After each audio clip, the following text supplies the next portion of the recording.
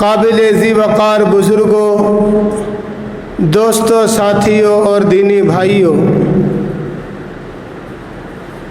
ان قریب کچھ ہی لمحے اور کچھ ہی گھنٹوں میں ہم تمام کے درمیان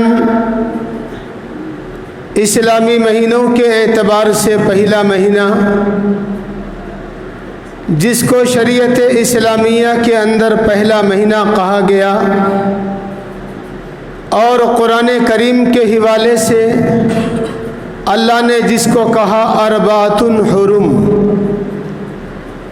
ذالک الدین القیم فلا تظلموا فیہن انفسکم وقاتلوا المشرکین کافۃ کما یقاتلونکم کافہ، یعنی قرآن کی زبان میں جس مہینے کو اربعۃ حرم یعنی 4 وہ مہینے جس مہینے کے اندر بہت ساری چیزوں کو اللہ تبارک و تعالیٰ نے منع فرمایا ہے، دوستو ان 4 مہینوں میں ایک مہینہ ماہ محرم الحرام کا بھی ہے۔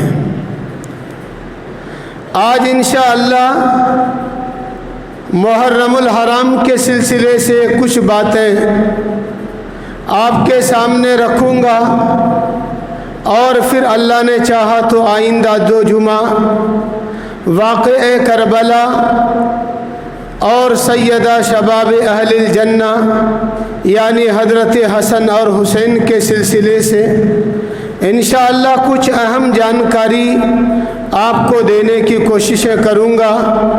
اللہ تبارک و تعالیٰ سے دعا گو ہوں اور تمام ساتھی دعا کریں کہ اللہ ان مبارک ایام اور مبارک گھڑیوں کے بہانے سے ہم تمام کی مغفرت فرمائیں۔ دوستو میں ایک اصول کی بات آپ کو شروع میں سمجھاتا ہوں۔ اگر ایک بات آپ اپنے ذہنوں میں بٹھا لیں گے کہ شریعت اسلامیہ نے کیا اصول بنائے ہیں اور شریعت اسلامیہ کا اصول انسانی زندگی سے کس اعتبار سے جڑا ہے، اگر ہم اصولوں کو یاد رکھیں گے تو انشاءاللہ ہماری زندگیاں آسانی میں گزر جائیں گی۔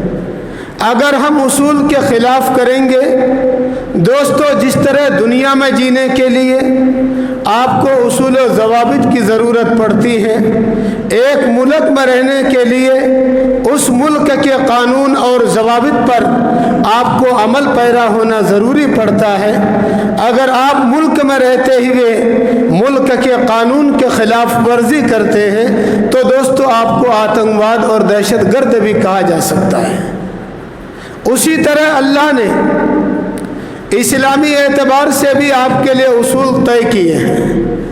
اگر آپ اپنی زندگی کو اصول سے نشاور کر کے رکھتے ہیں اور اصول کے مطابق اپنی زندگی کو طے فرماتے ہیں تو انشاءاللہ آپ کی زندگی دونوں جہان کے لیے کامیاب ہے، اور اگر آپ نے اصولوں سے ہٹ کر اپنی زندگی گزاری ہے تو یاد رکھیے گا من چاہی زندگی گزارنے سے آپ کو کچھ بھی ملنے والا نہیں ہے۔ پہلی بات تو دوستو آپ یاد رکھیں، ہم شریعت کے غلام ہیں، ان باتوں کو یاد رکھیں۔ پہلی بات، ہم شریعت کے غلام ہیں، ہماری شریعت ہمارا غلام نہیں ہے۔ ہم شریعت کے ماتحت اپنی زندگی کو بچھانے اور لگانے والے ہیں، شریعت ہمارے تقاضوں کے تحت کبھی نہیں آیا، اس لیے کہ حضرت علی رضی اللہ تعالیٰ عنہ نے فرمایا الاسناد من الدین لولا الاسناد لقال من شاء ما شاء۔ اگر دنیا دین کے اندر اسناد بیانی نہ ہو، اگر دین کے قواعد و اصول کو طے نہ کیا جائے تو انسان جسے چاہے گا خدا تسلیم کر لے گا، انسان جسے چاہے گا آسمانی کتاب مان جائے گا، انسان جسے چاہے گا غلام احمد قادیانی جیسے لوگوں کو نبی تصور کر لے گا، انسان جسے چاہے گا اس کی دوستوں پوجا پاٹ شروع کر دے گا۔ اس لیے حضرت علی نے کہا کہ لوگوں ایک اصول اپنی زندگی کے اندر بٹھاؤ، الاسناد من الدین لولا الاسناد لقال من شاء ما شاء، کہ اسناد بیانی یہ دین میں شامل ہے۔ آپ دین کے اصولوں کو یاد رکھیں گے تو انشاءاللہ دین آپ کے پاس رہے گا. اگر آپ دین کے اصولوں سے ہٹ جائیں گے تو دوستو دین آپ کے پاس کبھی نہیں رہے گا. ہمارے جیسے جبہ پہن لینے سے کوئی دیندار نہیں کہا جا سکتا. آج بڑے بڑے لوگ بھی جبہ پہنتے ہیں جن کو دین سے کوئی واسطہ نہیں. داڑیاں رکھنے سے کوئی مسلمان نہیں کہا جاتا. داڑیاں تو آج ہندوستان کے اندر بہت ساری قومیں رکھا کرتی ہیں.